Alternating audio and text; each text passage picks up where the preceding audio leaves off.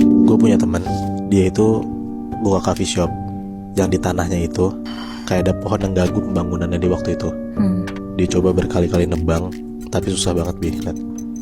Sampai akhirnya dia maksa nebang itu pohon biar coffee shopnya tuh pembangunan bisa jalan lagi. Dan ternyata setelah dia nebang pohonnya, dia ngalamin kejadian mistis di coffee shopnya itu. Tapi ternyata kan di setiap tempat tanpa kita sadar ya ada gitu kan satu barang atau apapun yang nggak boleh kita apa-apain. Karena bisa jadi ya barang itu atau benda itu ya keramat di tempatnya. Zaman-zaman udah beres covid, sekitar tahun 2022an awal, teman gue ini berencana bikin coffee shop. Sebut aja nama teman gue Rino. Dia tuh tahun lalu berarti kan ini kejadiannya, umurnya 23 tahun lah. Dia dulu kerja awalnya di salah satu agensi. Cuman pas di akhir tahun 2021 dia tuh kena PHK karena dia pusing banget, dia stres banget, dan sebenarnya juga dia orang kaya. Akhirnya dia minta modal sama bokapnya buat bikin coffee shop sendiri. Dia minta setengah modal dari bokapnya, sisanya dia ngurus sendiri. Dari sisa modalnya, perintilan alat-alatnya, sampai tempat pun dia riset sendiri, dia nyari sendiri di mana.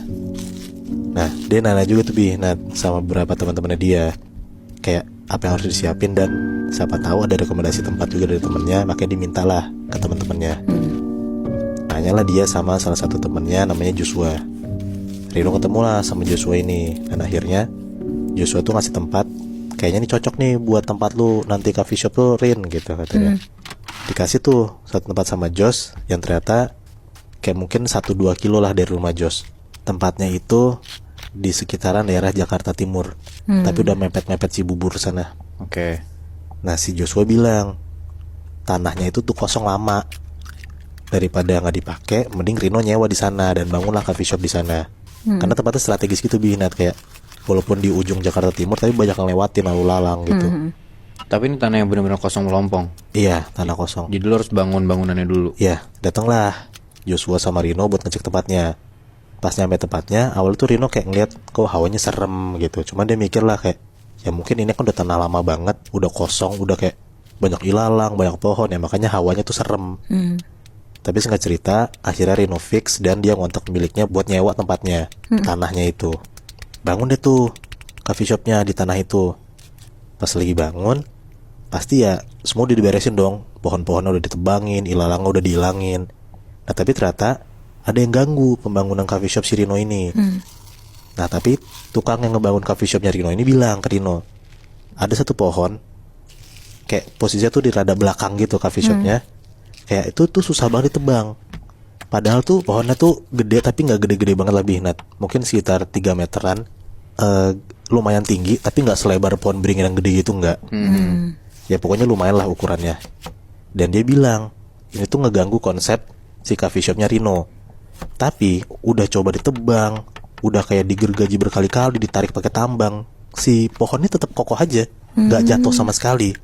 Tapi Rino bilang ya kayak, ya mau nggak mau ya gue harus nebang si pohon ini gimana pun caranya Pak. Dia bilang kayak gitu ya, karena di konsep coffee shop gue ya nggak ada si pohon ini. Dia kaliin berkali-kali sampai pada akhirnya dipaksa tuh sama tukang-tukang Rino buat si pohon itu hilang buat tebang. Dan alhasil hilang tuh pohonnya. Tapi nggak tahu ya sampai akar-akar atau enggak. Tapi yang jelas setelah pohonnya hilang, tanah tuh langsung diisi kayak tekel-tekel gitulah, diisi sama bangunannya. Akhirnya udah tuh pohonnya hilang, mulailah pembangunannya.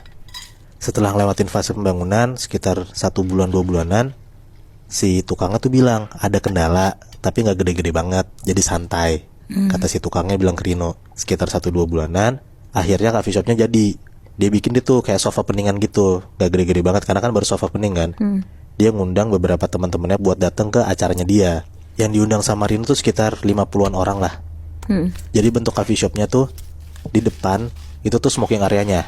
Nah di belakang, di dalam bangunannya ya udah itu tuh ya indoornya gitu, yang non smokingnya. Acaranya mulai habis maghrib, sekitar jam 7-an sampai jam 12 malam lah, karena coffee shopnya Rino tuh tutup jam 12 malam.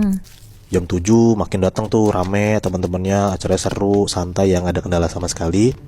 Sampai tiba-tiba jam 8-an malam, salah satu temennya Rino itu lagi ke belakang coffee shop, tapi bukan di luarnya ya, dalam bangunan, tapi bagian belakang.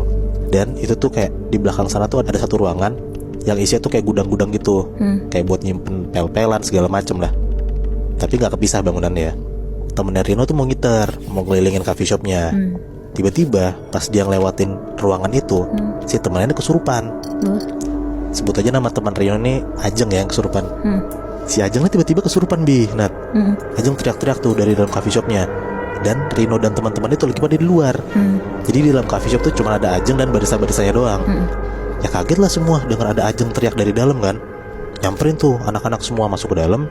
Dan semua orang lihat Ajeng tuh kesurupan. Dan posisi kesurupan tuh serem banget Bi, Nat. Jadi kayak posisinya Ajeng itu tuh kayak sesekali nempel di dinding, terus kayak nyakar-nyakarin dinding coffee shopnya. Nah abis nyakarin dindingnya, Ajeng tuh langsung kayak nyakar-nyakarin lantai gudangnya. Dia tuh ngorek-ngorek gitu loh. Ya intinya teman-temannya Rino dan Rino pun lihat kayak si Ajeng nih bener-bener kayak nyakar-nyakarin lantainya gitu lah.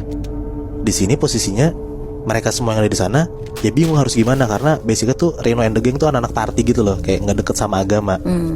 Nah beberapa teman-teman Rino tuh cuma bilang kayak, ayo Jeng bangun, sama ngasih minum, nenangin. Pokoknya ya mereka juga gak berbuat apa-apa dan gak mengubah apapun juga gitu sebenarnya. Rino pusing banget, langsung disamperin tuh sama Joshua, diajak keluar, ngajak ngobrol tuh si Joshua ke Rino. Ceritalah di luar tuh kayak si Rino tuh, gue pusing banget Jos anjing, padahal ini soft opening gue kenapa tiba-tiba chaos, bla bla bla segala macem. Ditambah kesurupan aja tuh gak berubah-berubah, posisinya tetap nyakarin lantainya aja. Saking bingungnya Rino, akhirnya ya Joshua ngidain buat nelfon orang tua Joshua. Karena posisinya kan coffee shopnya si Rino ini gak jauh dari rumahnya Joshua kan. Akhirnya dia bilang kayak, lu mau gak gue telepon bokap gue, siapa tahu dia bisa ngebantu. Karena kan di sini anak-anak kecil semua umur 20-an tahun gitu kan. Maulah si Rino ini. Nah singkat cerita, sekitar jam 9-an kurang, orang tua Joshua datang. Tapi yang datang tuh cuma bokapnya doang, nyokapnya gak datang. Bokapnya itu ngebawa temennya yang emang ternyata orang pintar. Datanglah mereka berdua ke coffee shopnya Rino. Pas bokap sama temennya itu masuk ke kawasan coffee shopnya Rino, hal pertama yang dilihat sama bokapnya Joshua ini adalah ngeliat ke belakang. Maksudnya adalah dia ngeliat pohonnya tuh ada apa enggak. Kirain bokapnya Joshua pohonnya ini gak ditebang sama Rino, tapi ternyata